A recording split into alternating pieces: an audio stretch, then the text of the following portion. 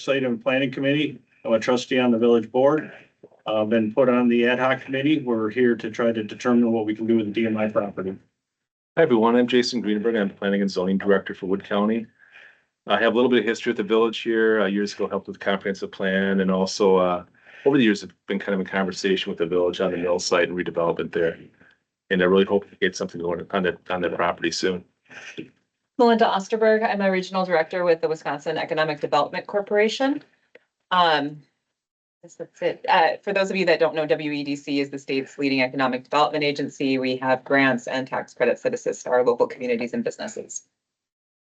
Hi, I'm Rob Sigler. I'm with the Coosport Edward State Bank, longtime resident of all these communities. Michael Prager. I'm with the DNR Remediation and Redevelopment Program. I work in the brownfield section and I help a lot of communities like this deal with similar kinds of situations with closed plants and redevelopment of contaminated properties, things like that. And I was here like around a year ago when you were talking to Vanderwall and getting that redevelopment plan report that they did, helping to get that going. Hi, Pete Raymond, Wisconsin DNR. I'm a hydrogeologist for the West Central region of the state. Everybody, my name is Matt Thompson. I'm the regional supervisor for the remediation redevelopment program. We cover basically from Hudson to Wausau, down along the Wisconsin River over to Prairie Sheen. Don't you want to go that way or? No, go ahead. We're happy you're here, though. Hi, everybody. I'm with the Department of Natural Resources. Similar to Michael, I work out of our central office in Madison. My main role is working with local governments to try to assist them in projects such as this, to put them in contact with different brownfield resources that we have for the state. There's other resources that we'll touch on tonight. Thank you. I'm Jean Mansavage, and I grew up here in Port Edwards. I'm a graduate of the local high school, moved away, just moved back from Washington, DC and retired.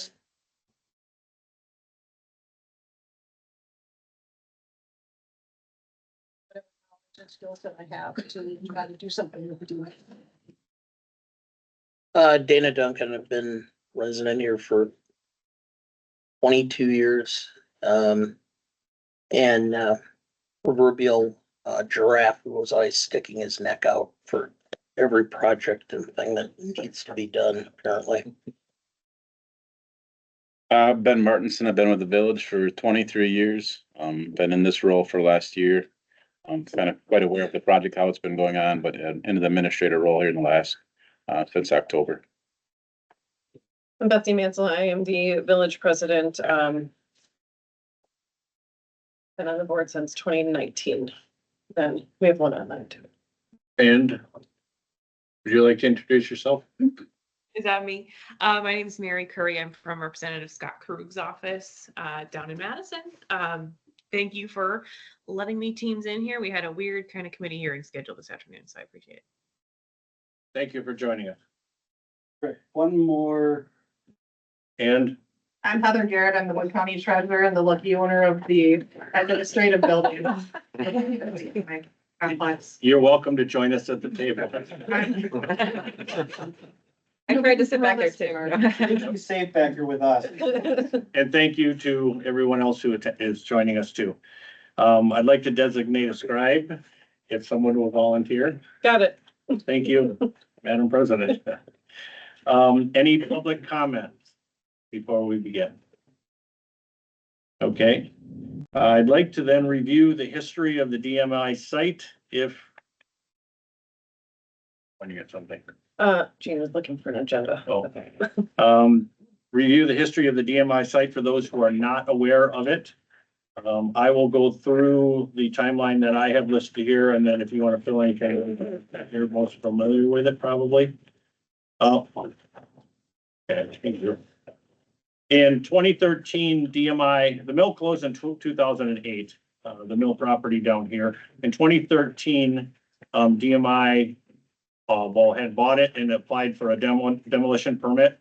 It was approved in 2013. In 2014, the demolition contractor filed for bankruptcy, and so the demolition stopped. Litigation ensued.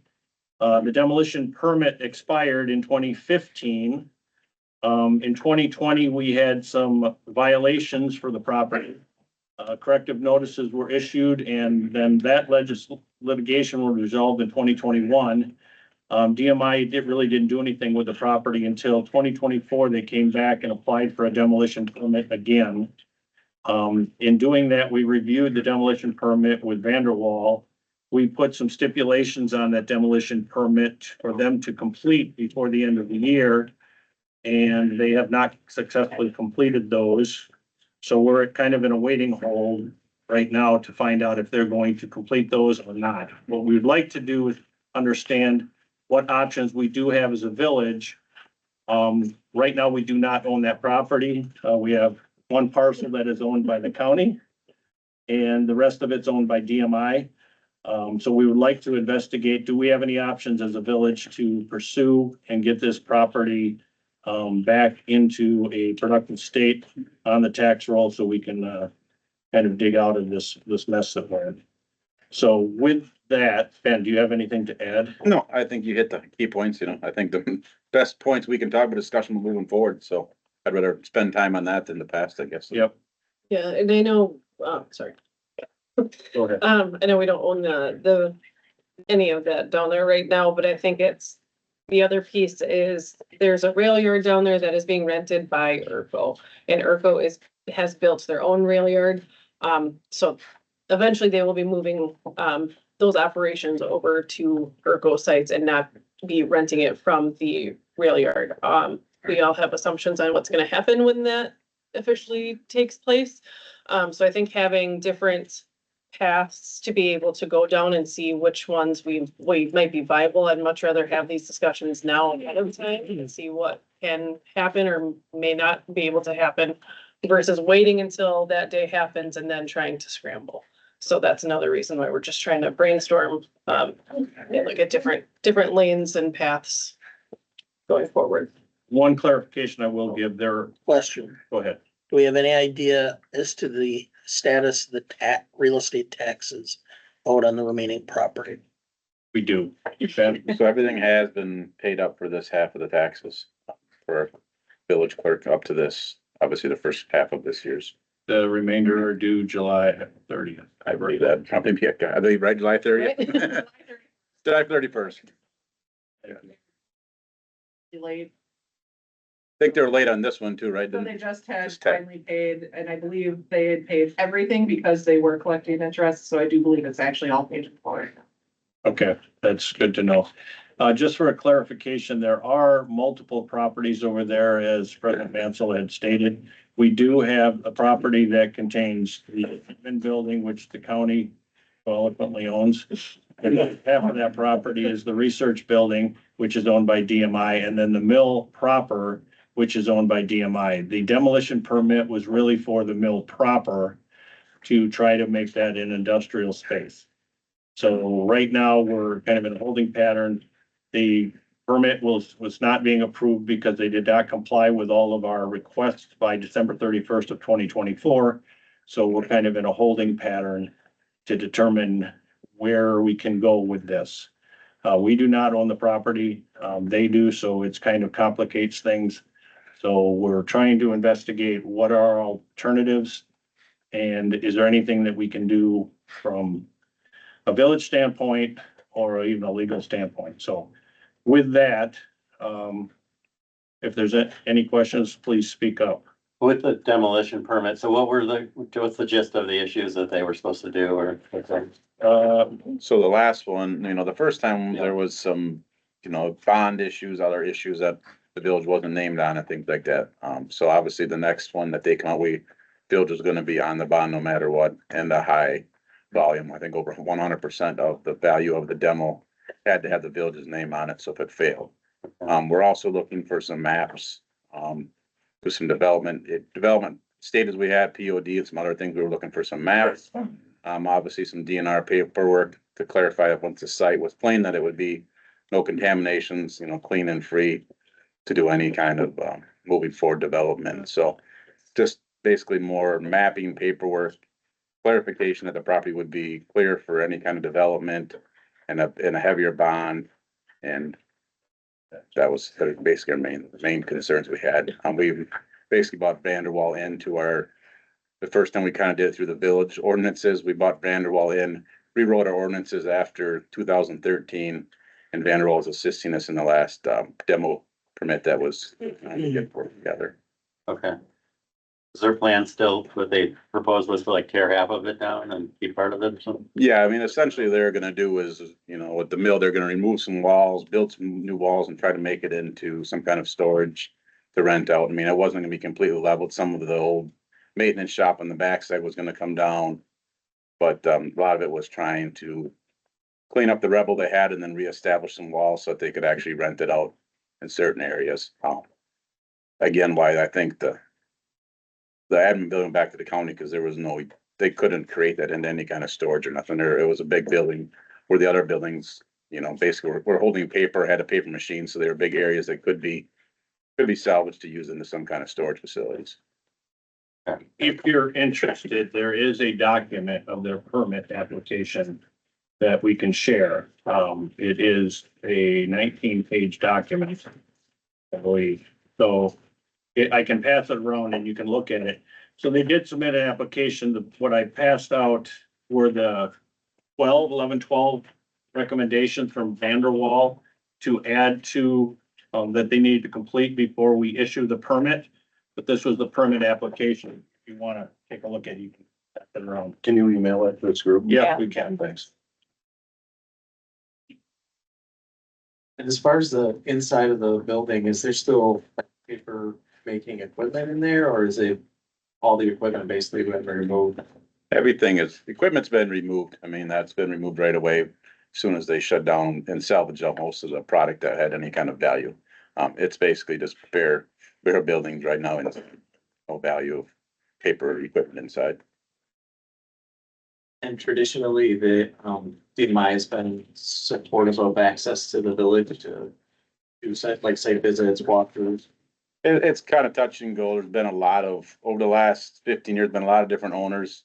And there's always a groundskeeper on site, for village, for fire safety, police safety. If we need to get under the gentleman that's actually in Wisconsin Rapids that lets us access to give us the keys, the codes. We need to get in there for any emergency because we do have, sewer lines and we have a lot of water lines that run on the property. So they've always let us in there. When it comes to working with the administration, that's a little different story. That's not always been the best, back and forth. We've over the last couple of months, we've been sending emails. We finally got a reply the other day, just that they're working on some issues they have or whatever. That came to me and village president. And that was kind of the reply, all we get from them. But when it comes to me, if we need to get in there for anything safety, they've definitely let us in there. I won't say that. As working with a demo or administration, it's been a struggle, but getting in the property has never been an issue of ours.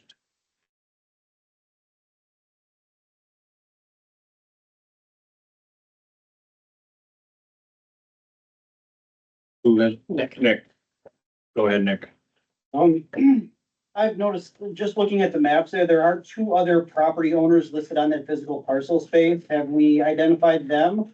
I see a Rodney T. Feltz and then something that's listed as Port Edwards LLC. Do we know who those people are? So Rodney bought the building across from the admin, the brown one that we Correct. owned, our data was the data. Data center. center. Yep, Rodney owns that. And then there's a Port Edwards LLC that owns another one, like kitty corner from that one. But the county owns the admin building, DMI owns the, 90% of the property, and then there's those other two that are on that physical space. And I just wonder, have It was we a cold storage. identified them?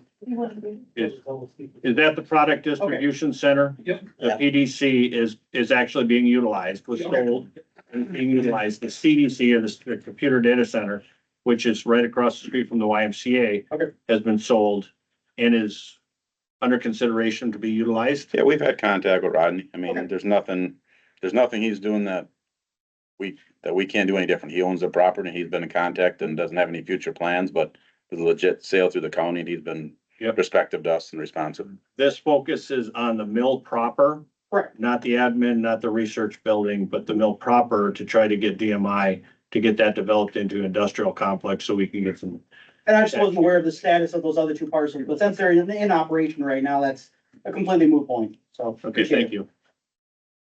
So the discussions and the agreements that we're in right now, we're waiting for the 11 or 12 things on that memorandum to the village board that shows what they were supposed to complete by the end of the year to get the actual permit issued. We to date have not. They're doing some more. You want to highlight where they are on those 12 items? So per January, there was 2 items that were completed out of the 10 items. So, January 1st, obviously, we sent them a letter because that was a village motion that motion was no longer in place in the village board, since that expired. So I did ask them if they wanted to, re-up their demo permit. They would have to come to the board with an explanation of timeline so we could vote on that demo permit, and no response back on any of those items.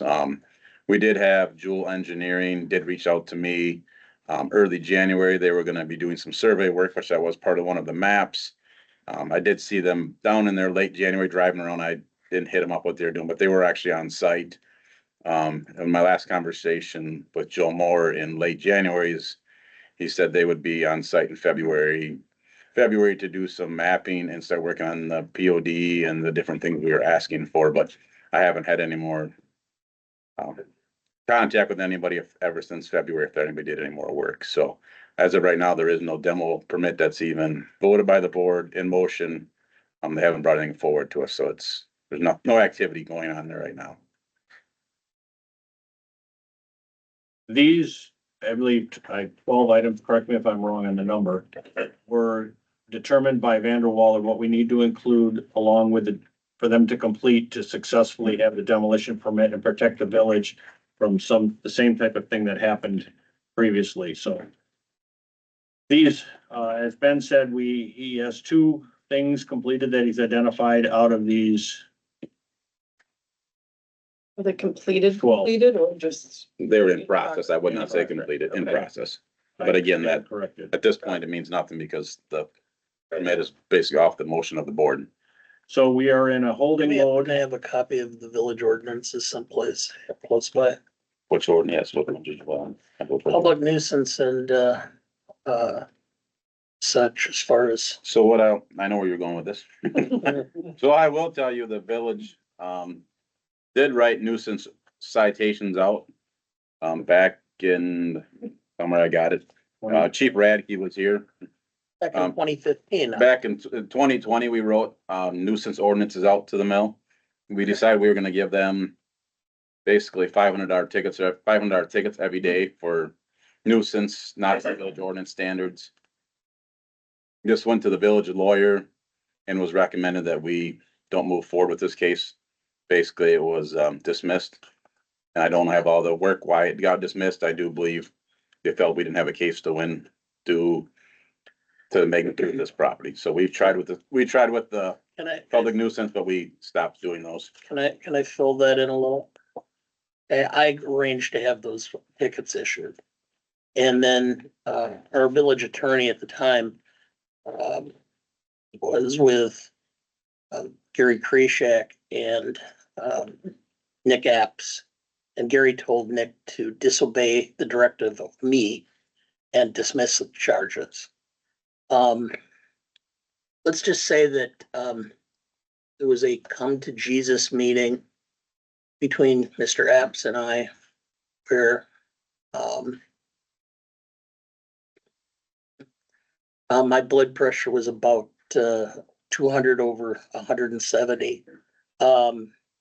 And so that's where it left, because that was supposed to be our club to get DMI to the table to actually start negotiating, because quite frankly, I didn't care if we had a case or not. We were going to go forward and do something. But that kind of fell on the wayside. So if we're not gonna pursue public nuisance to force their hand, the only other option is adverse possession. Otherwise, we are sitting here doing nothing, and we will be doing nothing. And the purpose of the committee is nothing, because they will do nothing. They have proven it for 12 years. They don't have any interest in doing anything. So Um, they talk real sweet and pleasant once in a while. And then you can push them and they move a little. And then they stop and nothing happens. So, I just have no faith that anything we say, anything pleading, whatever we do is gonna do anything to change the situation. Short of taking some sort of aggressive action. Is it true to say that that the village doesn't have any legal recourse besides the nuisance or the adverse possession to do anything here with that property when they own it? Correct. So is that, Ben, is that your opinion or have other people looked at this? I had Brian Formella involved in it from, Anderson O'Brien and Stevens Point. He was on there. He and I worked on it together. We had, Vanderwall involved. They had their people looking at it. We had Nick Apps agreed with me and in principle, but at the time he was working for Gary. And so, At the time of the sale, there were no contractual obligations that they need to follow through as caveats or covenants. no, I mean, let's just for, when the thing went through and they originally did this, there was money put aside because part of the project was DMI had, we redid the street right in front of the admin building. And part of that deal was that they were going to then turn around and do something back for the village, which was they were going to expand the bike path along the river there. Okay? Have you seen the bike path? We had money set in escrow back when I was here, 2015, 2016, 2020. was Nothing's been done. that WEDC grant that was applied for and received back in 2014. 2014? Is that Supposedly, what you're referencing? yeah, they were supposed to put all that stuff in. Yes. Nothing's happened. We couldn't even get them to release the bond money so that we could start doing anything, because it was held in escrow. So, So, and is it fair to say that a lot of the government assistance is dependent on the village having ownership in that property? Is that a fair statement or not? I'm looking around to our friends who have joined us. I think while we were on that topic, I think that WDEC, I mean, we met a couple months, I think that's important for everybody to understand. And I think they can do a better job. The village did receive a grant with DMI.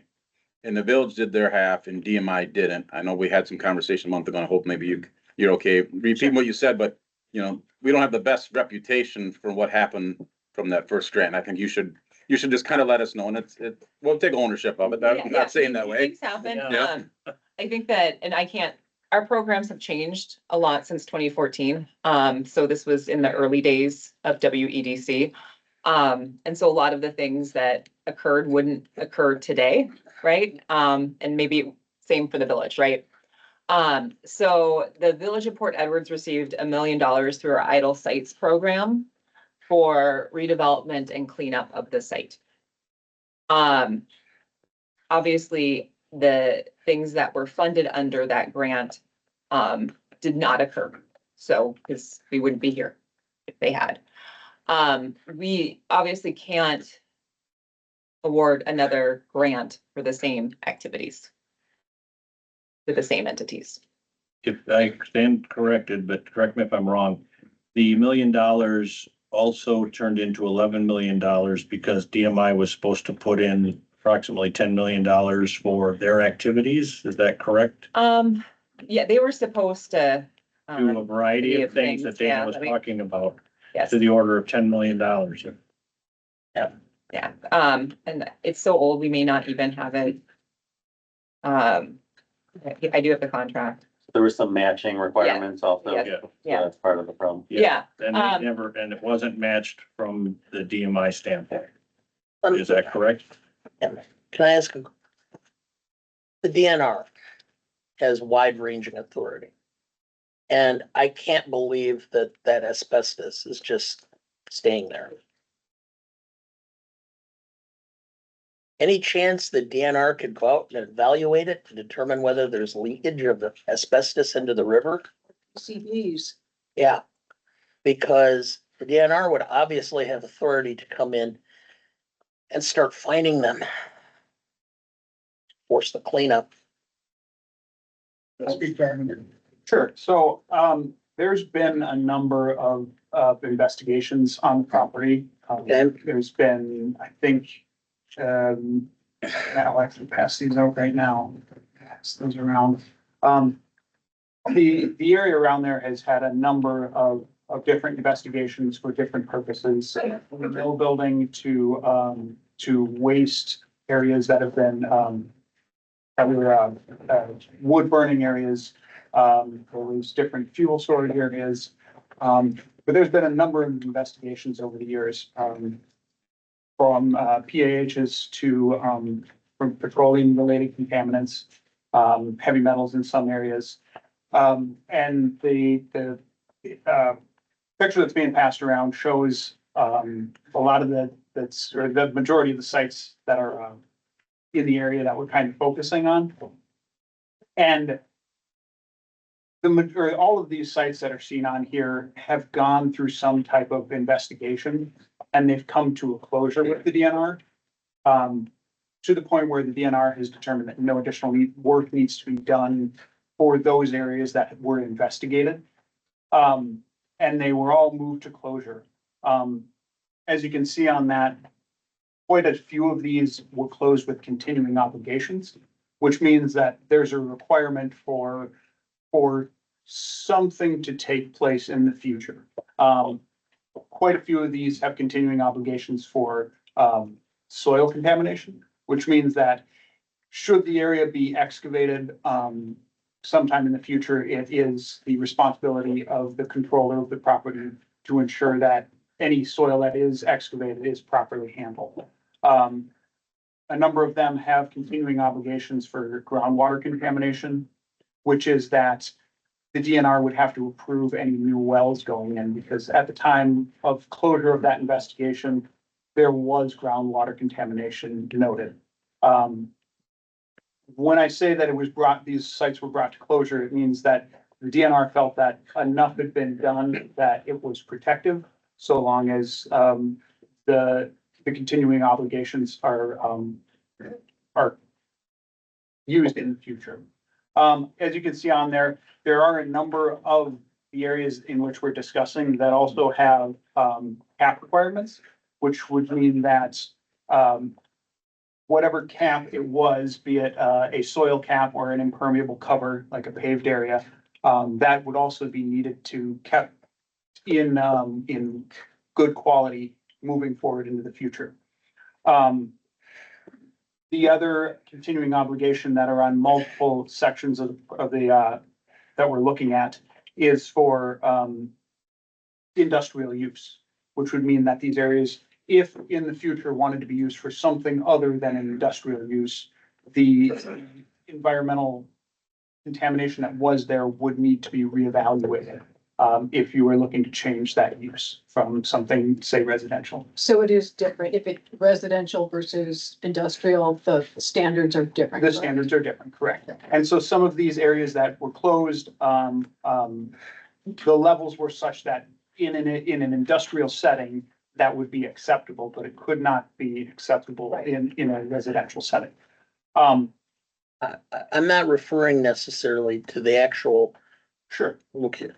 The fact is we have a building that's half torn down, Mhm. and every rainstorm that comes in, water is getting in there and leaking through there. And the reason that is only half torn down is because the demolition company that came in specifically misestimated how much asbestos was in there. And as a result, filed bankruptcy, so they didn't have to honor the contract because they said it would bankrupt them.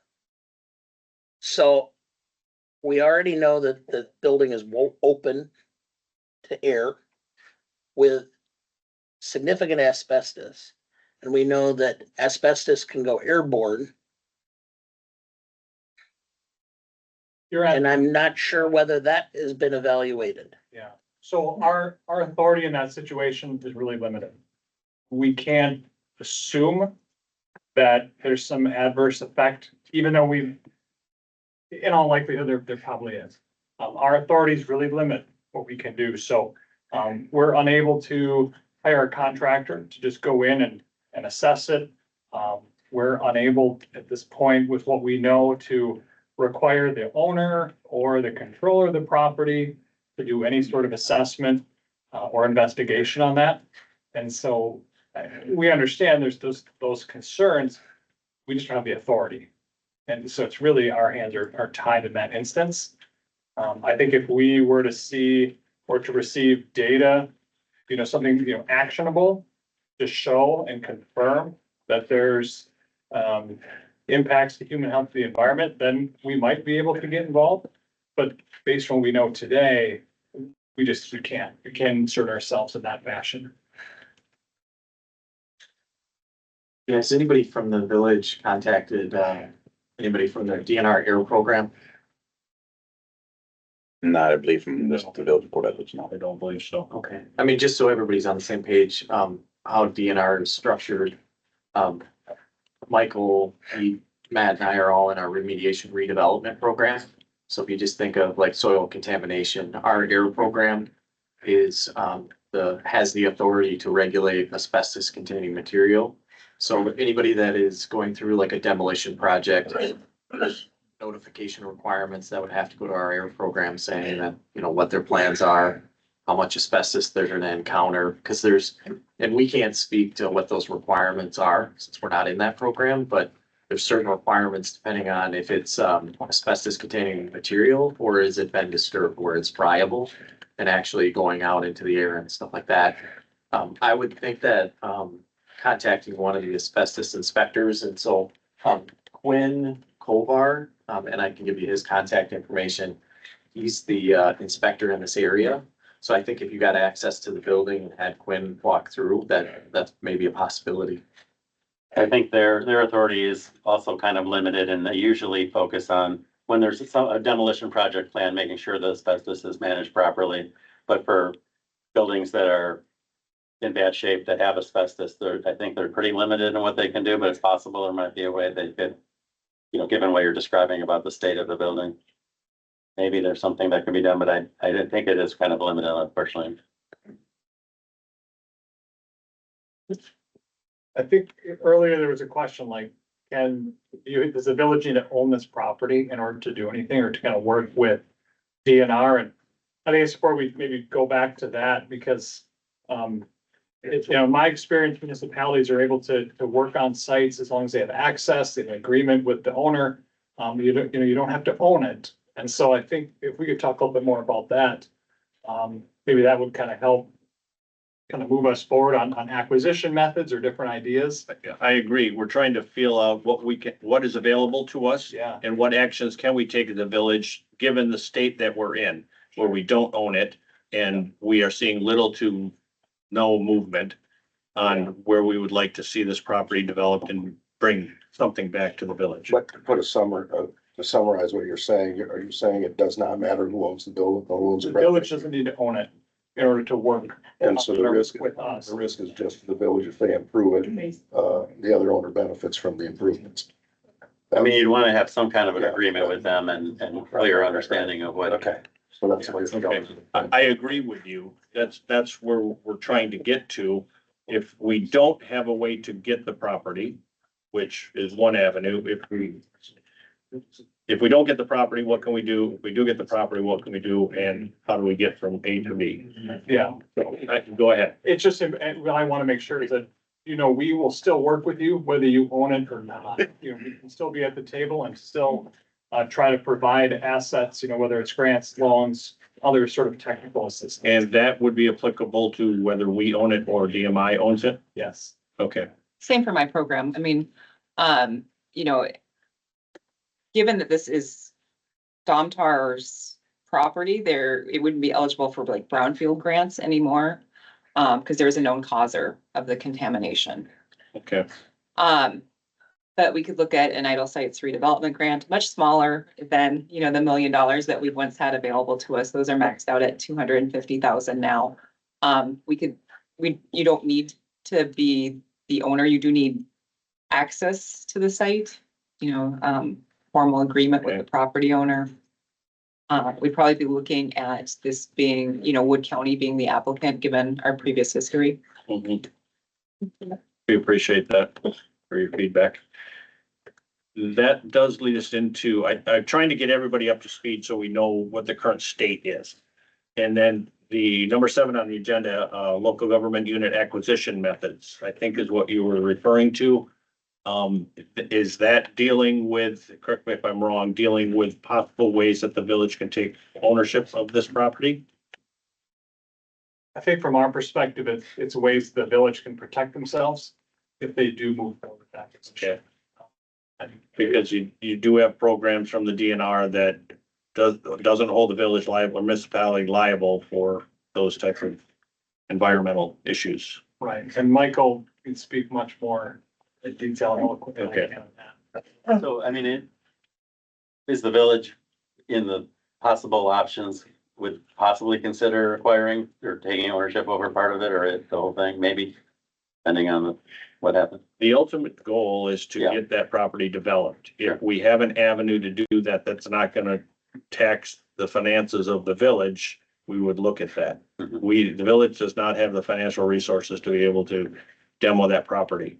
Sure. If that property gets demoed, it is a very viable property for development in whatever state, Mhm. especially that property industrial in the front for others. So I'm not gonna speak for the village itself, but we've got to pursue that to get it out of the state that it's in. Yeah, I think we're just right now trying to look at all those different options and what's feasible, and then once we this committee kind of sees what those are, then we can bring that back to the board, and we can even have that discussion at the board level too, sooner rather than We later. have very limited resources though. Yeah, I think that's the bigger issue. So, a lot of communities with that are dealing with challenging properties like this. They do end up acquiring them because they have more control over what goes on and work out some kind of development deal with someone or something like that. And so we could talk about a little bit about how you might possibly do that. But if you did acquire the property, you could qualify for an exemption from liability regarding environmental cleanup, investigation kind of stuff. So if there was any contamination identified out there that you didn't know was there, and if you came across it, the village wouldn't be required to investigate it and clean it up. And it depends on how the village would acquire it. And so like you mentioned about the property taxes, it sounds like it's not tax delinquent at this time, but if it goes through tax foreclosure and then the county were to get it, or the county gives it to the village, that would qualify for the exemption, or if it was through one way or another through blight elimination and slum clearance, that process. There's a few different authorities, and most of them are in chapter 66, where communities can acquire property for the purpose of slum clearance or blight elimination, and that qualifies for this exemption as well. And that could be something where you negotiate something with DMI and then you pass an ordinance that says it's blighted. It seems pretty blighted.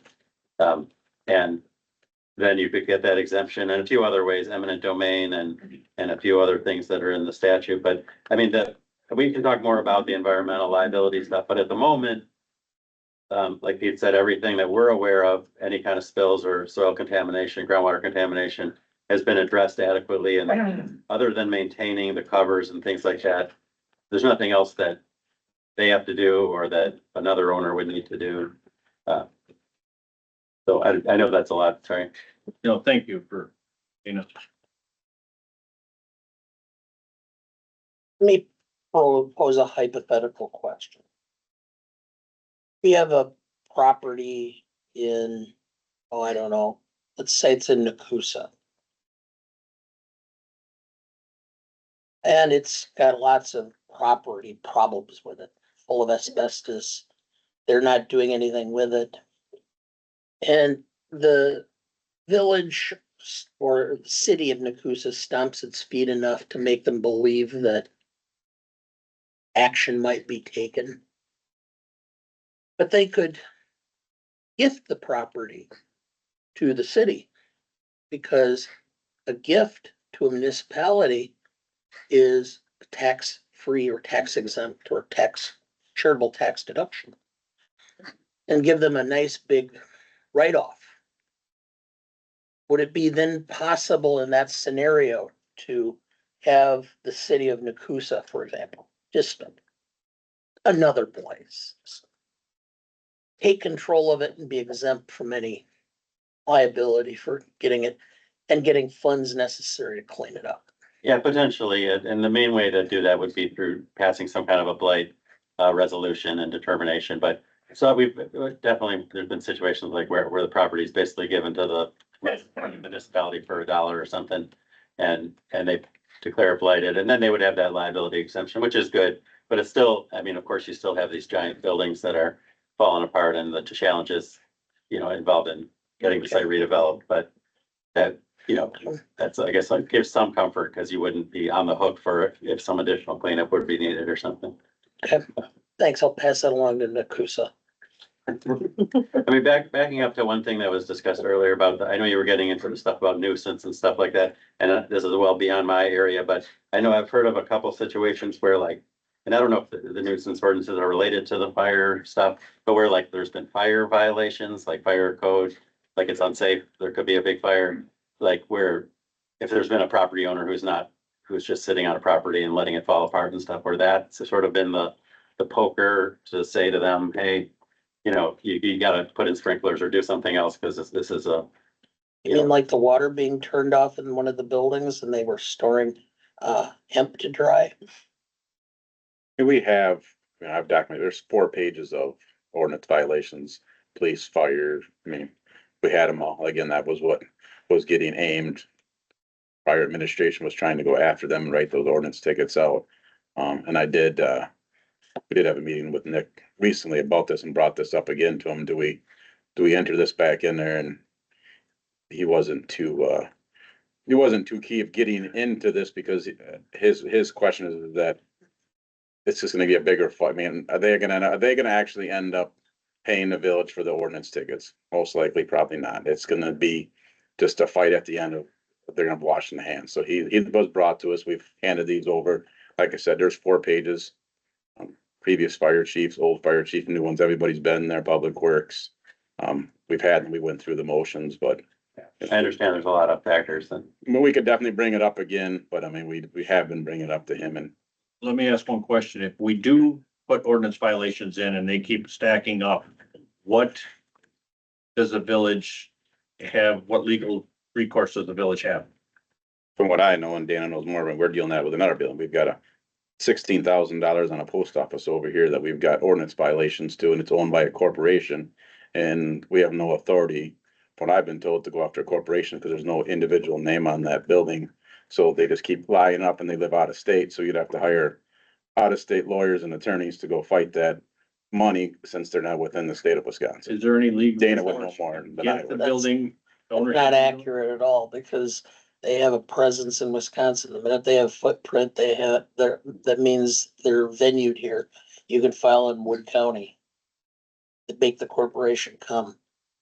So what would end up happening is that if I remember correctly, there's a mechanism in the statutes that allow a municipality, because libraries do it all the time. It gets put on your property taxes. And if it gets put on your property taxes, then it defaults if they don't pay. Is that, So there's only certain items that can get put on a tax Okay. bill. So what is the basic, so obviously you're not cutting the grass, right? No, with Diane's check with you, this is a nuisance order because the building has a leaky roof and things like that. And we check with you guys and we cannot put those on the taxes. Can't put them on. It has to be something against it, like you removed snow, you mowed the grass, you did abatement on the property, Money was spent. No money was spent. We were just threatening them to clean up their property. Essentially what would be going on with the DMI, right? Where we know there's issues. But at the end of the day, where does this end up with? I think that's where Dana's getting. I mean, none of us have, you've got the best knowledge, Dana, but we stack all these up and if we can't put them on their taxes, we can't hold them liable.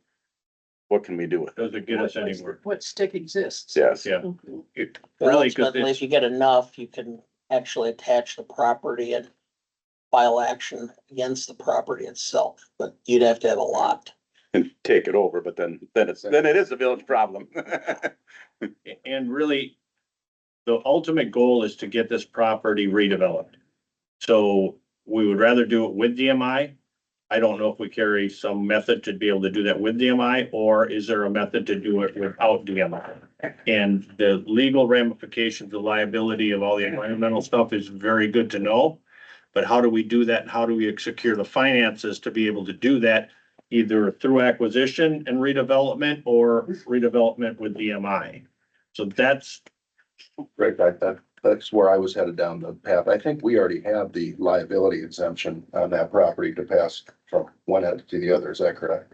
Yeah, since it did go through this voluntary party liability exemption program, I mean, if someone else bought it tomorrow from DMI, they wouldn't be required to do any cleanups or investigations or whatever. And even if something was found that was unexpected, they would also have this liability exemption. So it is kind of the best type of like Yep. stamp of approval that we have. So the real question is, what kind of funding is available to take down some of these buildings? And is there anything, any part of this group that has the ability to help us with that? I think it's where we're headed.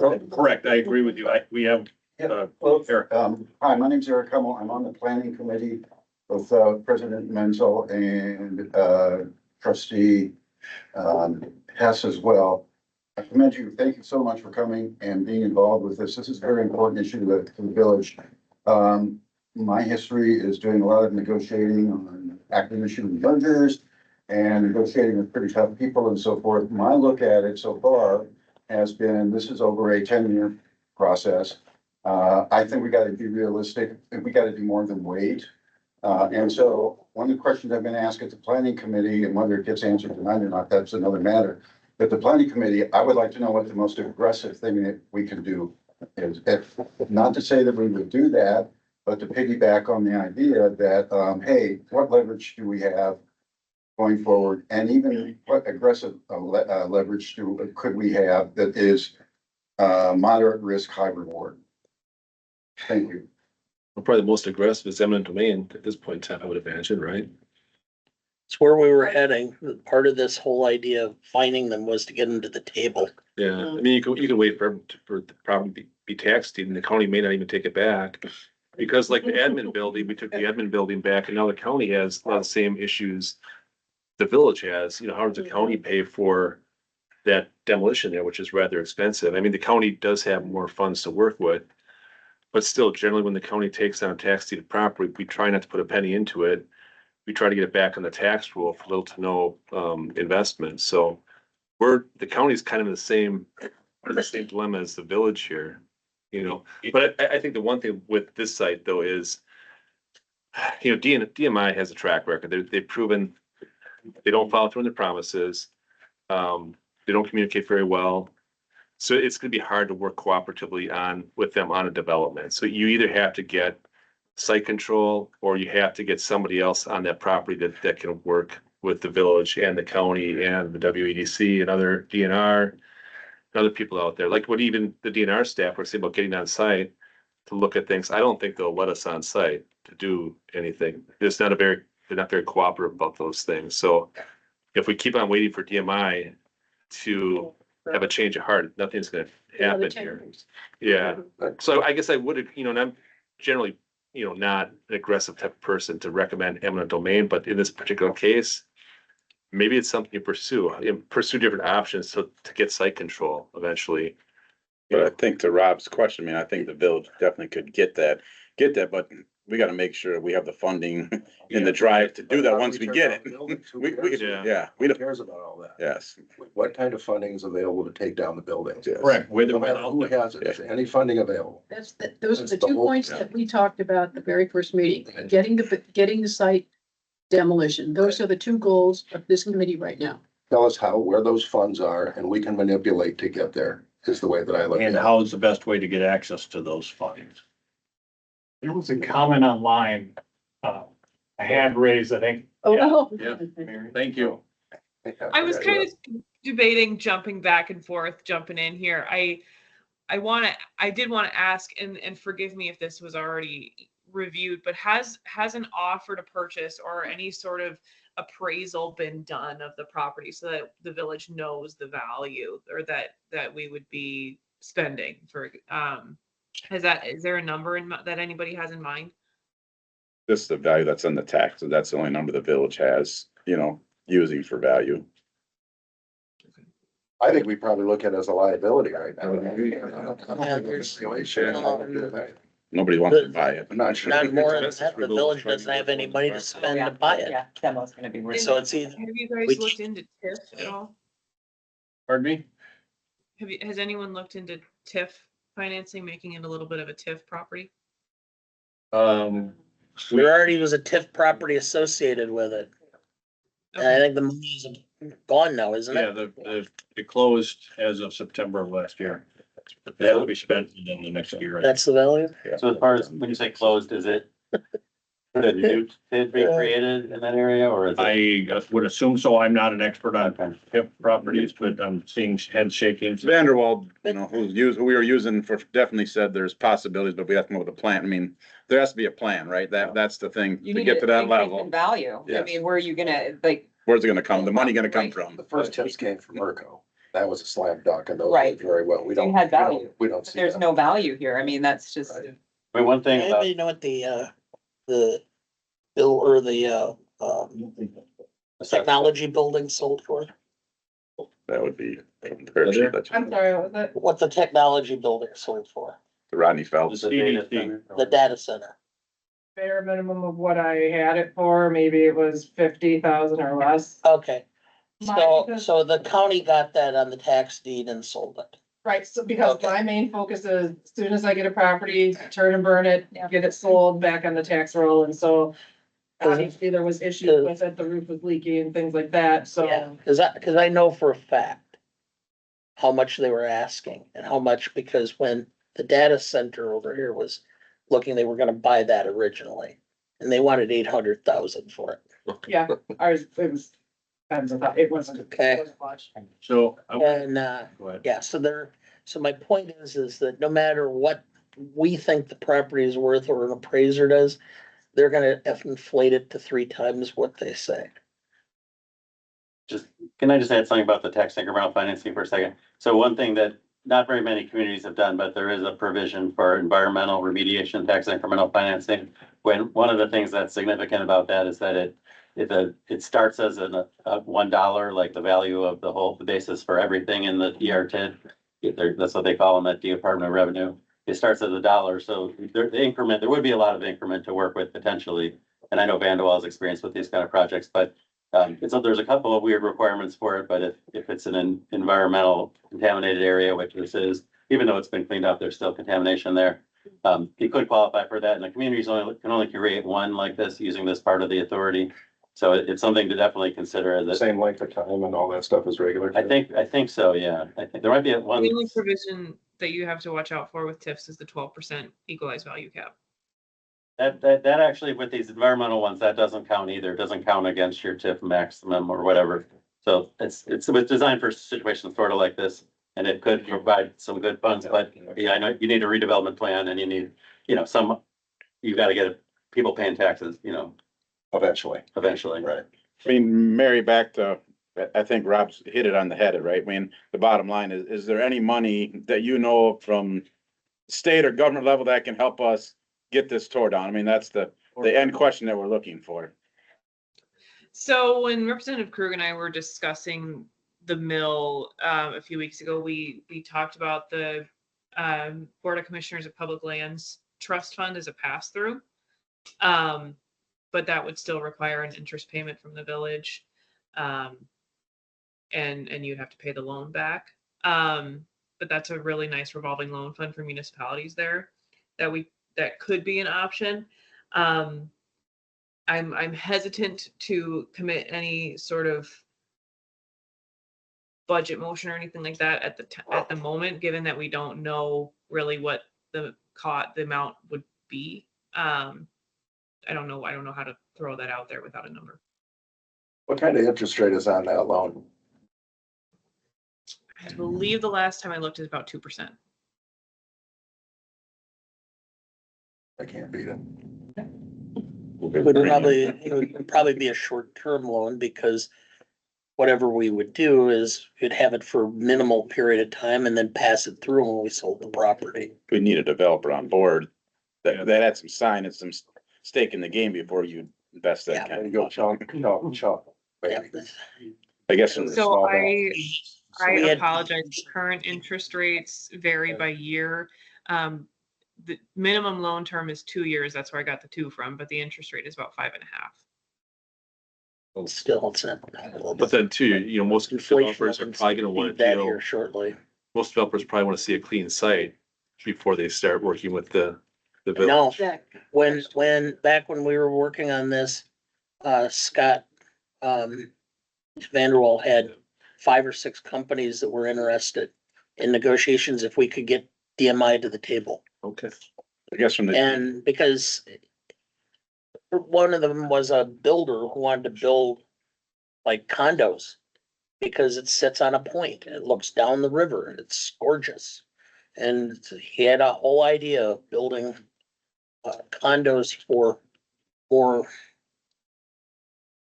mature individuals. There'd be Yeah. like potential for assisted living in there as well, that type of deal, making them more high end. And Yeah, but most developers won't clean the site up and then be able to build a building for a profit. They're probably gonna need to have a clean site to work with. they would come, they would be on board. We would be responsible for getting the site and making sure it was clean. Right. But knowing that we had somebody in-house or on the board would make it much more palatable Mhm. for us to be expending the money, knowing we would be Almost, getting it yeah. back at the end. we get calls every day from, not every day, but from developers, but they want a green site and they want the village to basically sell it for $1, little to nothing. I mean, they definitely, they call all the time. There's people interested, but they want it clean and they want a sewer and a water pipe plugged into the lot and they don't want to give you anything for them. And that's what we deal with the people that call us on a day-to-day basis, not a day-to-day, but probably once a month we'll get a call about the site and. So what I see throughout the region is, you know, that's the municipalities are basically giving away the site and then providing incentive. And that's how sites get redeveloped. Yeah, and your return on investment is the tax revenue to generate. And so hopefully, you know, in maybe 5 to 10 years, you break even. And then after that, it's, you know, you're making money on the taxes they pay. But we're talking a $3 or $4 million tear down to clean, Well, yeah. to clean this site. So, you know, I mean, unless the DNR has some grants or some help, I mean, the village can't go out and borrow that kind, there's no way they're ever gonna get their investment back. So I guess that's the question we keep getting to is you said some DNR funds, 250,000, I mean, is that where the funds are pretty matched? I mean, a couple $100,000, I mean, is there any bigger funds out there that are available that we could work at to try to get to from the village side, even if we don't own it with DMI, right? Is there something we could do to try to find some money and maybe once we found some money, we could get a hold of DMI and then figure out if we want to take the property over or how we want to go in the next step. But is there any big funds out there? I think, Tom, you could start to speak to grant alone. Yeah, I think we need to back up just a little bit, and maybe Melinda and I can just kind of explain the programs that we have. And I'll start in a remediation redevelopment program. We have 2 pockets of money, both of which are funded by the federal government, so the Environmental Protection Agency. Obviously, there's a lot of uncertainty, what's going on at the federal level right now, so future funding, I think we'll see. I think it's to be determined. But we currently have what's called the Wisconsin assessment monies. That funding pays for phase 1, phase 2 environmental site assessments. So for folks who don't know all about all of that stuff, phase 1 is basically a history of the site. Clearly, this has been like paper mill usage and that. Which I think ultimately, if the village was thinking about acquiring the property, Michael alluded to the local government exemption. That's on the state level. There's also a what's called CERCLA on the federal level. And the way that you can protect the village's interest is by conducting an all appropriate inquiry phase 1. You would want to do that within 180 days of actual acquisition of that property. So it's just one way you can protect the village there. Which WAM I think could be. So the state exemption still there's liability with the municipality? There's another level that we can still have some liability with? is what Yeah, you're saying? actually, on the federal level, where that comes into play is if you ever were to pursue funding that was tied to the federal You government, have to have that you ticket. have to have Got that. it. And so the easiest way, and phase ones, Got it. maybe on a property like this, it might be a little bit more, but phase ones are only like $5,000, let's say. Yeah. Which in this particular case, assuming the funding's there, I think WAM could come into play for that.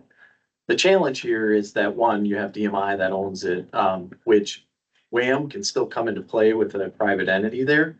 They would just have to grant you access to go on property and do phase one, phase two. It can also cover site investigation and then remedial action planning.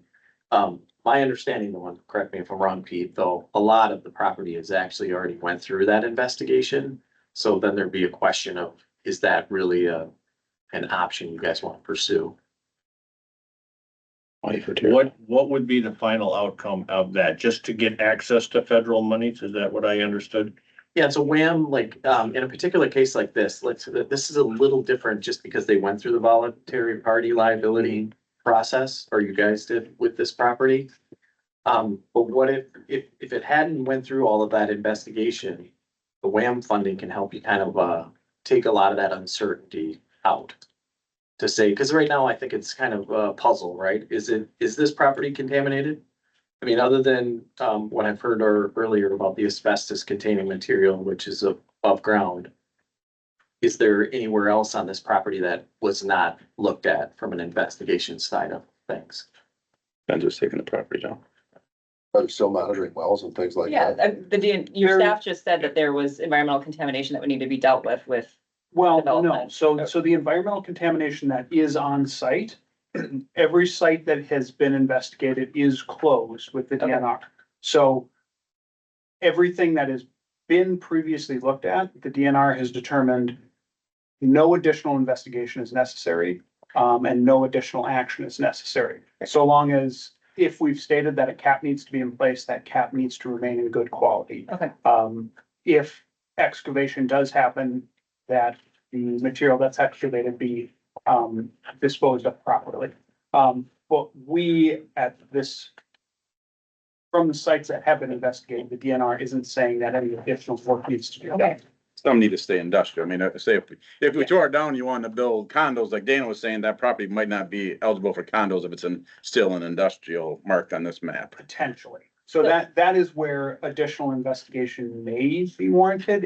If the plan was, we're going to demolish this building and we're going to turn it into a residential area, then additional investigation may be necessary. Is that where the WAM money would be beneficial? It would be if the village had let's say for an example, if they had a developer that was interested in turning the property into residential usage, apartments or whatever, then that would be a good option.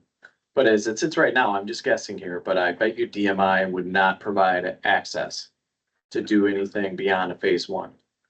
And we don't need to do phase one because it's not necessary, Done, right? basically. Right, at Already this done. point, no, but if the village was gonna pursue acquisition, phase one is a good idea.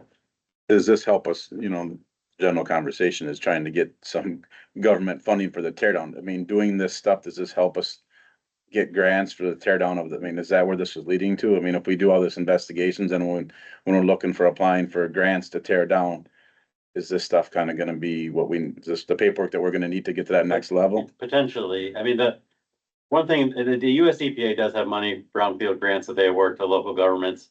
And that can be used in some cases for demolition and asbestos. They do have some big grants.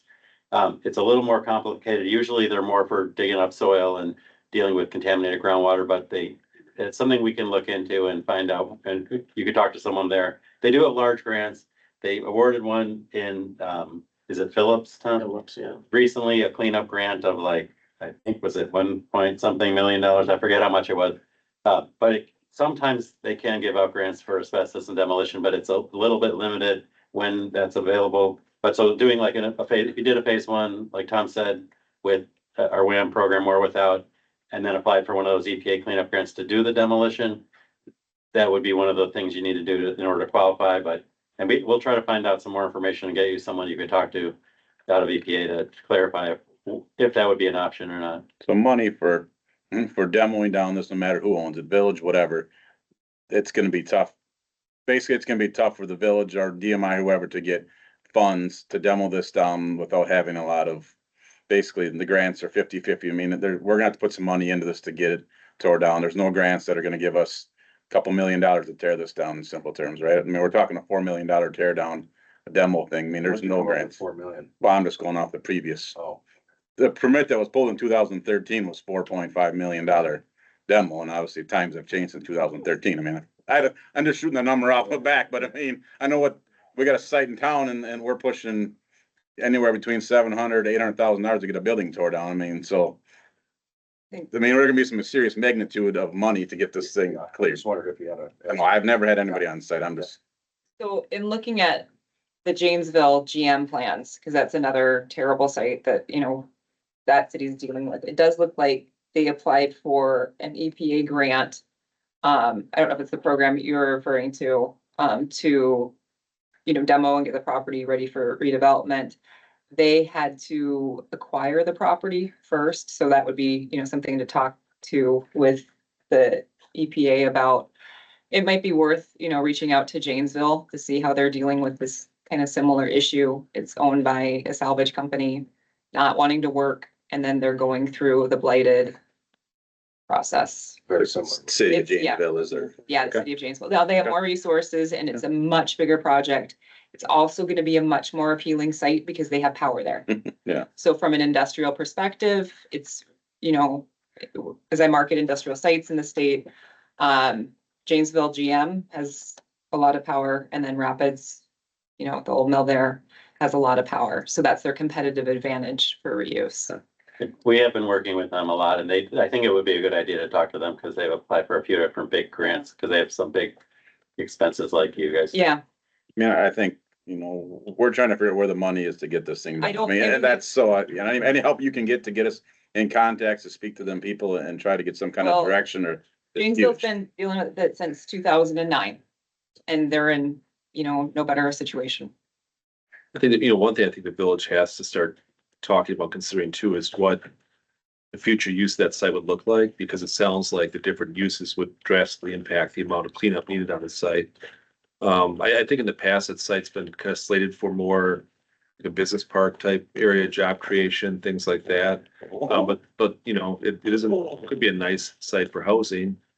But I think you'd have to really settle on- as a community, as a board, on which direction you're gonna go as you move forward.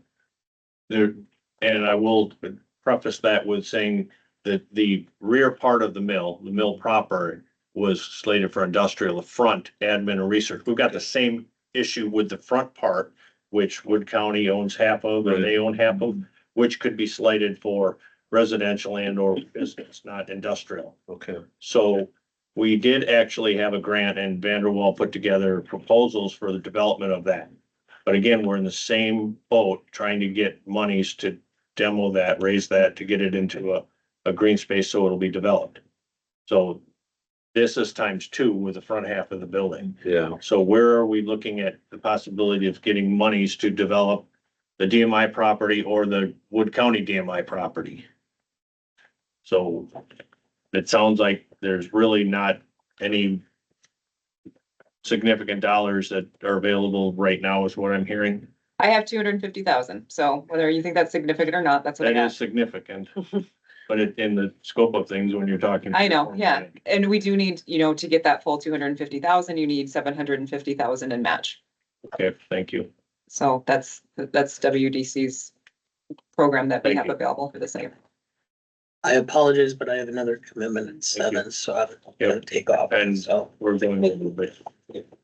I think so just, and that's why I'm glad that Melinda. Dana, With if you have the any questions, reach out to me if you need anything. grant, I mean, from a demolition standpoint, Yeah. Me too. WDC has, Looking into. We can't do site assessment, we can't do brownfield, there's a known causer. With the- yeah, So all I have is middle states. Give me a call. and that's even with, the purchase and all that, right? If there is a known causer, we cannot do brownfield or sag.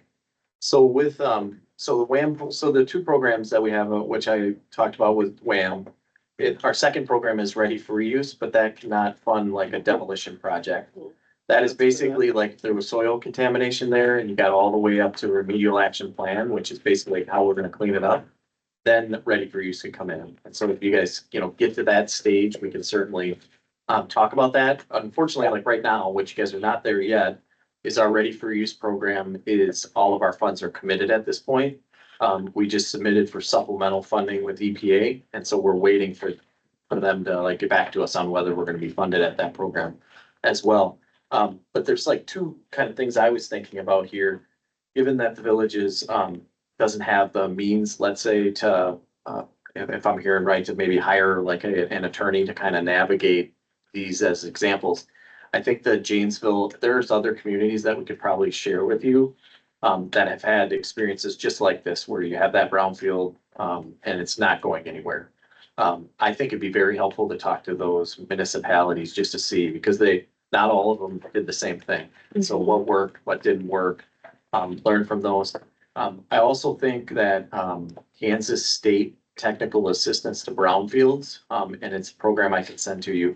It's that program, it seems kind of weird that it's Kansas State, but they are a contractor for Region 5 Environmental Protection Agency. And they can kind of do similar things that Vanderwall is helping with, like kind of doing this planning. What could we, redevelop this property at? But one thing that's really key with what Kansas State can help with is like similar to our WAM funding. If the village of Port Edwards wanted to apply for your own funding to EPA to help with like cleanup of this property, maybe it is the demolition of the structures and that, Kansas State can help you write those applications to EPA. And if you say even if you hired a contractor to write it up, Kansas State can still review it, say, oh, you're not gonna score well here, you need to brush this up. They can navigate that for you. And one other thing with Kansas State, this program Tom is mentioning, they also can do like a very in-depth analysis of like financial resources that could be used for a project. And I think they did that for Green Bay, and they identified things that aren't some federal funding and other things that we weren't really aware of. And I think the city ended up getting a lot of that money. So they had given them a big report with a whole bunch of ideas that were real, real funds that they could use. And I think they were able to get some of that. So, and they're free too. They don't have a match or any required payment to use their assistance. No, that sounds encouraging. I mean, again, we have Vanderwall, we've had them on site since we started this, a lot of plans, right? There's file cabinets of plans and pictures, at the end of the day, they could never get us the money or the next level to tear this down. So, I mean, it's something we need to look into, obviously, especially if they're free, right? We're all excited about that. But, we need, there's another agency we need to get out to see if somebody else can stir up some money or something, right? I mean, that's kind of where we're at. I mean, we come here tonight, and I'm not speaking for Rick, but I mean, to see if there's any DNR, any government, any federal funds, and I think we're leaving here that there isn't, there's a little bit, right? We gotta get some more to put it all together, but we're not anywhere near talking about taking this property over because we don't have the funds to demo this down. We gotta keep shopping and keep working. Where is their grants? Where is their funds to try to get this? Or maybe Kansas City can help us find a development. Maybe they got a website where they can put us on something where there's a developer out there that wants this property that we can work with, right? I mean, we've researched around here. There's no local developers that I don't think that want. So we need to go somewhere outside. Is there a developer? It's got rail yard. What's the positive? What can we bring to this property and try to get somebody involved that wants to work with us and develop it? And maybe we take another look at this and divide it up a little bit. We're looking at it as its whole scope, but maybe if there's a $250 grand and the village can stomach a $3,000 payment or something, we pick off some of the low hanging fruit and better that and start making some progress on the side. You already, Small bite-sized yeah, pieces. the county. Especially with Wood County being that first parcel, there's. We can look at the front half that we Wood County owns. The question I have, the 250,000 required a 750,000 match. Yep. Can that be used for demolition? Yes. Okay. That's a $3,000 a month payment to the village, the $750. Not paying principal back. Just to give you an idea. Yeah, I mean, that's something the village needs to decide what they want to do, right? This group is looking for options and. Yeah. I mean, Well, we all know it's not realistic. Yeah. It's- What? We've been stagnant and we seem to be spinning our wheels. So I appreciate everybody coming and offering this support. We're trying to identify our paths and our best path. And right now sounds like there's no silver bullet, but we need to keep investigating. I think we need to talk to some municipalities and find out if you can get feedback from some of the municipalities that have successfully gone through this and navigated through it. And the Kansas State Brownfield is another interesting avenue. So I think we've got some things that we can investigate. And we will continue this conversation with everybody in this room, because there may be an avenue down the road that we can investigate and get additional benefit out of. Because it sounds like there are things there, whether we take control, we acquire that property or not.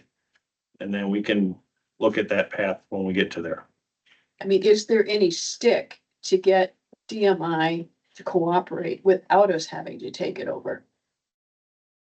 I don't know. That's- I don't know. That's, We can, Dana's obviously the expert here in the room, but I mean, we reached out to legal, we reached out to, we've got Wood County here, we can't put nothing on their taxes. I hate to say it and I don't want to be, but then that's why when I discuss this with Attorney Apps, the police department had no problem writing $500 tickets out, but at the end of the day, what are we gonna do with them, right?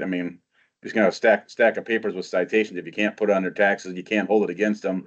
Again, we could go after the building and try to take it back over, but we gotta have a plan before we go take it back over. We're in that little bit now with Wood County. There's some miscommunication, I think, years ago, and we sure don't want to do that again. So we need, if anything, we need to work on the first site that we have to try to clean that up, because I think we owe it to them, and I think that's a start of it. So I think talking to Janesville and working on that first site with Wood County is definitely, like Rob said, breaking a smaller piece. I think there's some positives that come out of this meeting tonight, and I think we have to take a smaller piece, and maybe instead of taking the whole property. And DMI's hand changes after the railroad yard gets moved around too, so there may be some willingness to visit a little bit as that progresses, and maybe you and I can head down that path. It might be, I saw, just in the article about Janesville, it seems like they have a city economic development person that's been really active on this. It might be worth reaching out to them. You have a really good virtual meeting set up. If they could just spend like 15 minutes going over what they've done, Sure. just as a educational component. We'd love to meet. I know Yep. Eric and Rick, we can get in the car. If they're willing to meet with us, I think there's guys and board members that are willing to get in the car and drive 2 hours to meet with somebody and pick up some Do you good have the name of that? information. I can forward you the article. It's really a nice write-up about just, it sounds like they simultaneously were going after blighted and the EPA grant, and to know how they got there. Maybe they use Kansas City.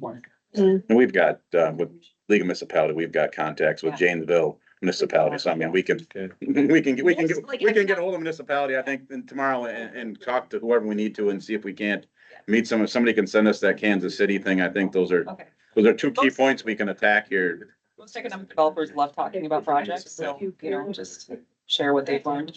And another community is Manitowoc, because I know they had that big mural plant, that big giant building downtown. And they had to argue with someone still in the DMI for a really long time. Yeah, I think their developer there, or their city plan and zoning director is Adam Teagan. Oh, Who was okay. with City of Rapids, so Okay. he'd be Yeah. great. But they had a really difficult fight with the guy who bought it from Miro with all these promises to do all these things that he didn't do. So that. But I can back to yours.